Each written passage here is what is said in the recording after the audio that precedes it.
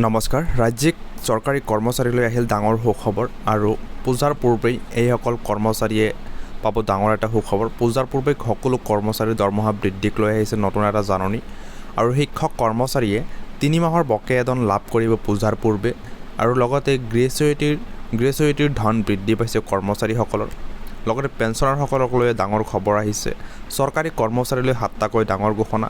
যিহেতু চৰকাৰী কৰ্মচাৰী যিসকল ব্যক্তি আছে সকলোৰ কাৰণে এই ভিডিঅ'টো মষ্ট ইম্পৰ্টেণ্ট, যিহেতু বহু কৰ্মচাৰীসকলৰ কথাই এই জাননীখনত প্ৰকাশ পাইছে আৰু আপোনালোকে ভিডিঅ'টো স্কিপ নকৰিব, প্ৰথমৰ পৰা শেষলৈকে চাই থাকিব।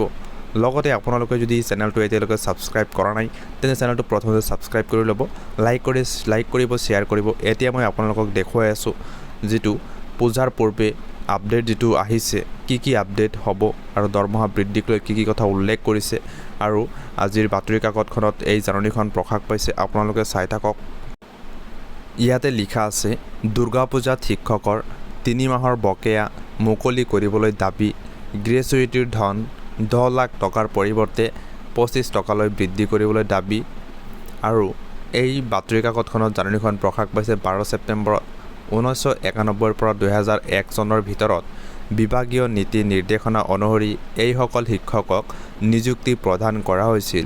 পৰৱৰ্তী সময়ত তেওঁলোকে বিভাগীয় নিৰ্দেশনা অনুসৰি বুনিয়াদী প্ৰশিক্ষণ গ্ৰহণ কৰিছিল আৰু সফলতাৰে সমাপ্তি কৰাৰ অন্তত তেওঁলোকক ছাৰ্ভিচ বুক, টাইম স্কেল, GPFকে ধৰি সকলো সুবিধা শিক্ষা বিভাগে প্ৰদান কৰি 2012 চনৰ ফেব্ৰুৱাৰী মাহলৈকে দৰমহা প্ৰদান কৰিছিল।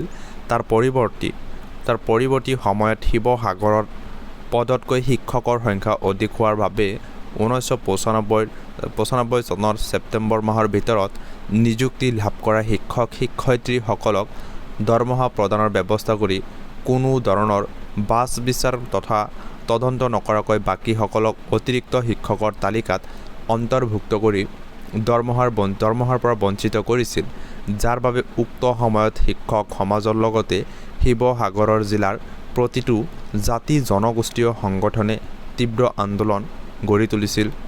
তাৰ পৰৱৰ্তী সময়ত 2021 চনৰ 30 জানুৱাৰীত বৰ্তমান শাসনাধিষ্ঠিত বিজেপি চৰকাৰে বুনিয়াদী প্ৰশিক্ষণ প্ৰাপ্তসকলক একমডেট টিচাৰ আৰু প্ৰশিক্ষণ গ্ৰহণ নকৰাসকলক টিউটৰ হিচাপে দ্বিতীয়বাৰৰ বাবে নিযুক্তি পত্ৰ প্ৰদান কৰে।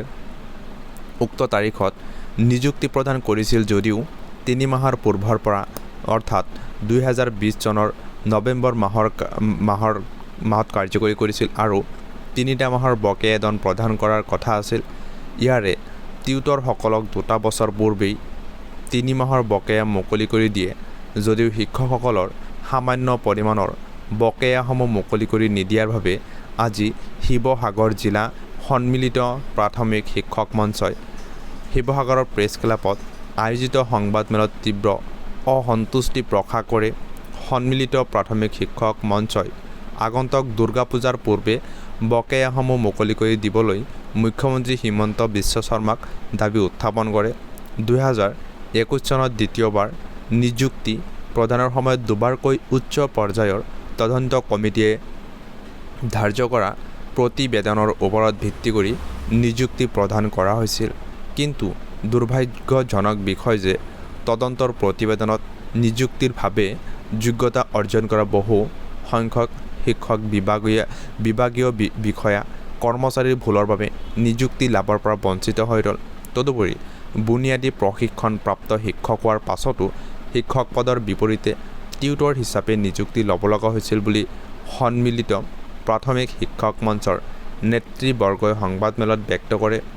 2021 30 জানুৱাৰীত গুৱাহাটীৰ খানাপাৰা খেলপথাৰত মুখ্যমন্ত্ৰী হিমন্ত বিশ্ব শৰ্মাই শিক্ষক নিযুক্তিৰ ক্ষেত্ৰত আখুৱাৰ বিষয়ে অকপতে স্বীকাৰ কৰিছিল আৰু 45টা দিনৰ ভিতৰতে সমাধান কৰা হ'ব আৰু অৱসৰৰ পাছত 10 লাখ টকা গ্ৰেচুইটি প্ৰদান কৰা হ'ব বুলি ৰাজহুৱা প্ৰতিশ্ৰুতি প্ৰদান কৰিছিল বুলি মঞ্চই সংবাদমেলত ব্যক্ত কৰে। 4টা বছৰ উকলি হোৱাৰ পাছতো কোনো এটা সমস্যাৰে সমাধান নোহোৱাত তীব্ৰ ক্ষোভ আৰু অসন্তুষ্টি প্ৰকাশ কৰাৰ লগতে মুখ্যমন্ত্ৰীয়ে ৰাজহুৱা প্ৰতিশ্ৰুতি পূৰণ কৰি অতি সোনকালে উক্ত সমস্যাসমূহ সমাধানৰ বাবেও সংবাদমেলত সজোৰে দাবী উত্থাপন কৰে। শিৱসাগৰ জিলা সন্মিলিত প্ৰাথমিক শিক্ষক মঞ্চই জীৱনৰ ৬০ বছৰ চৰকাৰৰ সেৱা আগবঢ়াই অৱসৰৰ পাছত পেঞ্চনৰ নামত ফুটাকাৰী এটাও লাভ কৰিবলৈ সক্ষম হোৱা নাই, যাৰ বাবে ইতিমধ্যে অৱসৰ গ্ৰহণ কৰা শিক্ষকসকলৰ পুনৰ আনৰ ঘৰত ৰোৱা তোলা দিন হাজিৰা কৰিব লগা হৈছে। বৰ্তমান চাকৰি কৰি থকা শিক্ষকসকলেও ভৱিষ্যতৰ নিৰাপত্তাহীনতাত ভুগি কাৰ্যনিৰ্বাহ কৰিব লগা হৈছে। সেয়েহে সংবাদমেলত শিক্ষক মঞ্চৰ নেতৃত্বই অৱসৰৰ পাছত অতি কমেও ২৫ টকাৰ গ্ৰেচুইটি প্ৰদান কৰিবলৈ দাবী উত্থাপন কৰে। এই নিযুক্তি পত্ৰ যদিও ২১ৰ পৰা ৩০ জানুৱাৰীত হৈছিল, কিন্তু নিযুক্তি পত্ৰত কাৰ্যকৰী কৰিছিল ২০২০ চনৰ নৱেম্বৰৰ শিক্ষকসকলে তেওঁলোকৰ কেইবাটাও গুৰুত্বপূৰ্ণ সমস্যাৰ বিষয়ে উল্লেখ কৰি অতি সোনকালে সমাধান কৰিবলৈ মুখ্যমন্ত্ৰী হিমন্ত বিশ্ব শৰ্মাক দাবী উত্থাপন কৰে। সংবাদমেলত শিক্ষক সংগঠনটোৰ সাধাৰণ সম্পাদক বসন্ত নেওগ, শ্বৰিফুল হুছেইন, সুনীল দোলাকাষৰীয়া, হাফিজুৰ ৰহমানকে ধৰি বহুকেইজন বিষয়ববীয়াই অংশগ্ৰহণ কৰে।